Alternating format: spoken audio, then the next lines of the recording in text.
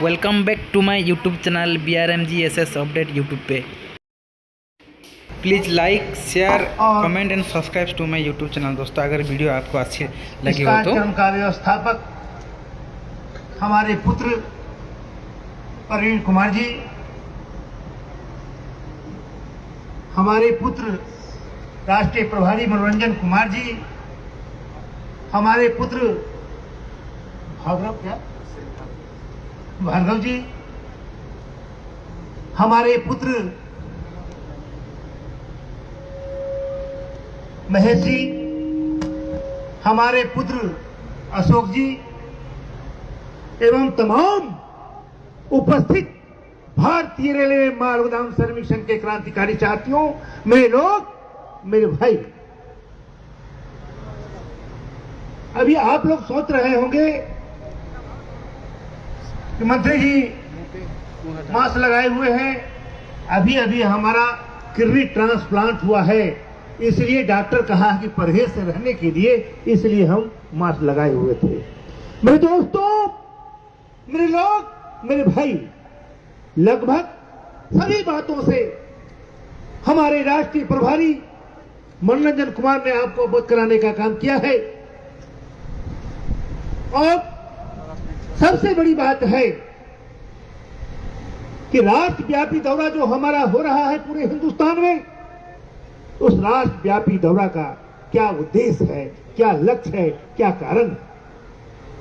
अभी हमारे मीडिया के लोग भी पूछ रहे थे, जहां जाते हैं वही लोग यही बात पूछते हैं कि राष्ट्रव्यापी दौरा का क्या उद्देश्य है। सबसे बड़ा उद्देश्य हमारा है राष्ट्रव्यापी दौरा करने का कि जो हमने लड़ाई लड़ा है मजदूरों के लिए, उसका अधिकार मजदूर तक मिले। सबसे बड़ा उद्देश्य यही राष्ट्रव्यापी दौरा।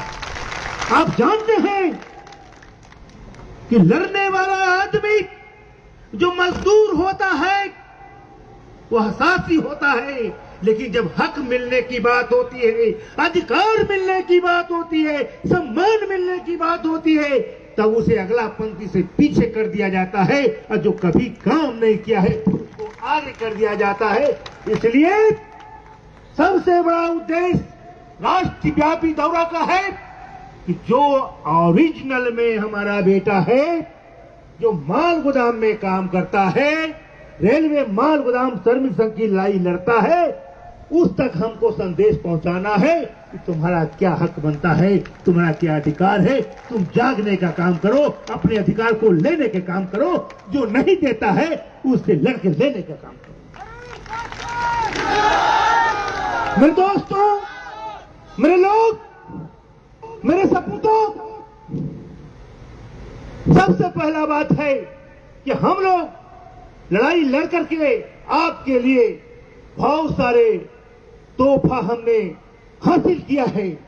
अब सवाल उठता है, हम खास करके मीडिया वाले लोगों को भी निवेदन करना चाहते हैं कि सवाल उठता है, लोग कहता है, मीडिया वाला भी पूछते हैं कि अंतिम व्यक्ति को नहीं मिलता है।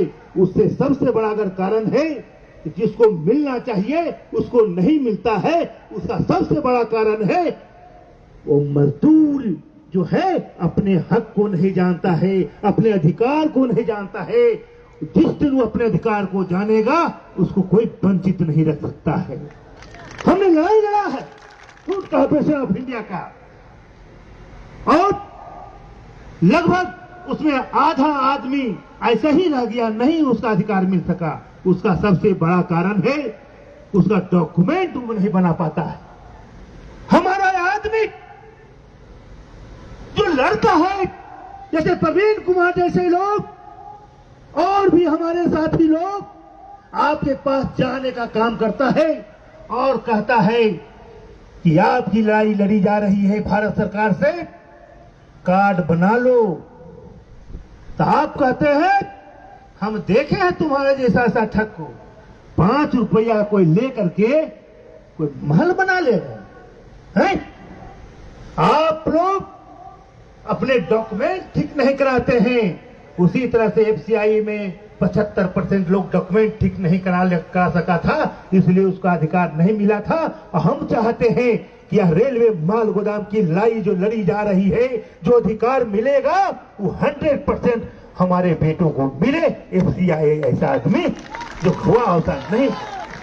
इसलिए अरुण पासवान कहने आया है कि है रेलवे माल गोदाम में काम करने वाले भारतीय रेलवे माल गोदाम श्रमिक संघ के सपूत अरुण कुमार पासवान का सपूत, तुम जागो, अपने अधिकार के लिए, अपने हक के लिए, अपने बच्चों को भविष्य के लिए और अपना डॉक्यूमेंट ठीक कराओ।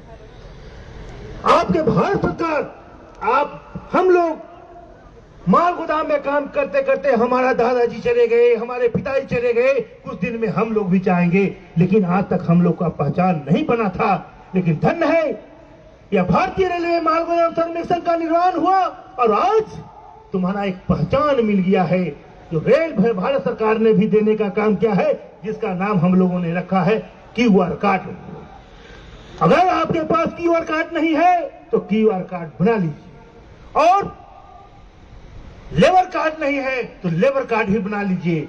वह लेबर कार्ड और QR कार्ड दोनों को लिंक किया जाएगा, तब आपका जो सम्मान है, जो अधिकार है, जो मिलना चाहिए वो आपको मिलेगा।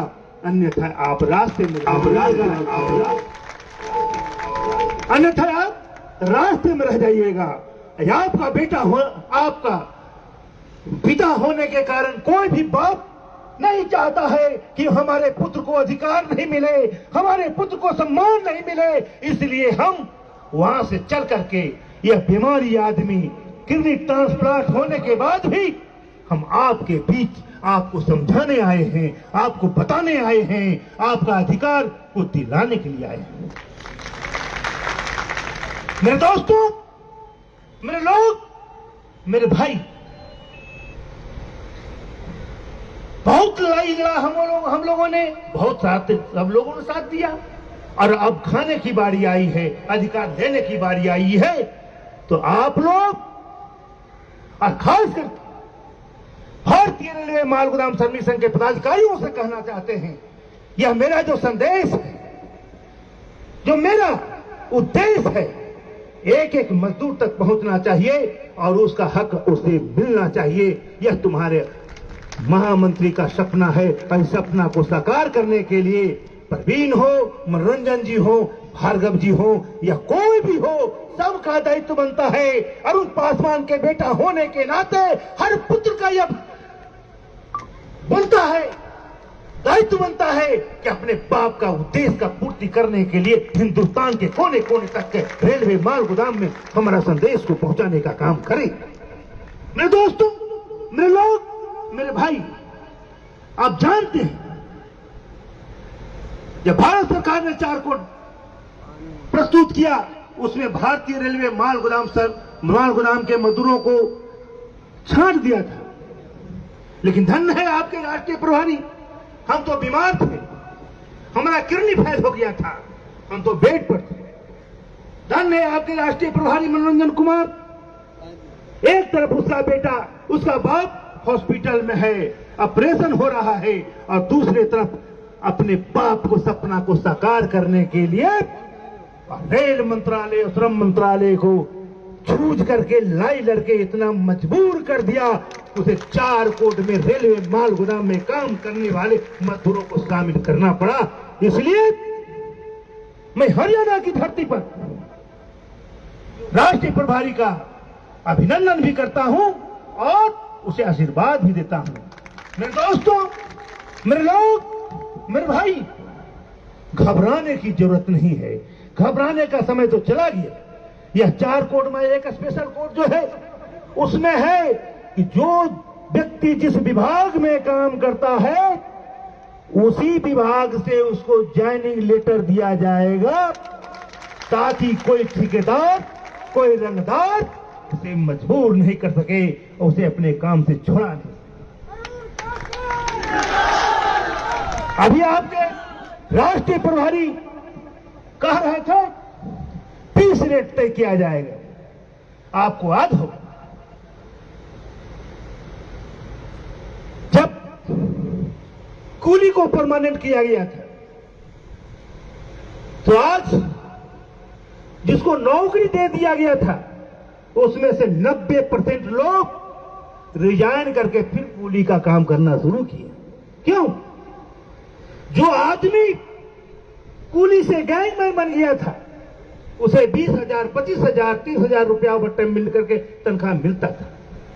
और मुंबई, दिल्ली, मद्रास, चेन्नई, कोलकाता जैसे शहर में जो कूली का काम करता था 5 घंटा 6 घंटा में नंबरी 2 नंबरी कमा करके 4 नंबरी 500 तो महीने का लगभग 25 नहीं 50-60 हजार रुपया महीना वो कमाता था। वो आदमी कहा कि सरकार हमको नौकरी नहीं चाहिए, हमको पैसे भी दे दीजिए, फिर भी वह कूली का काम कर रहा है।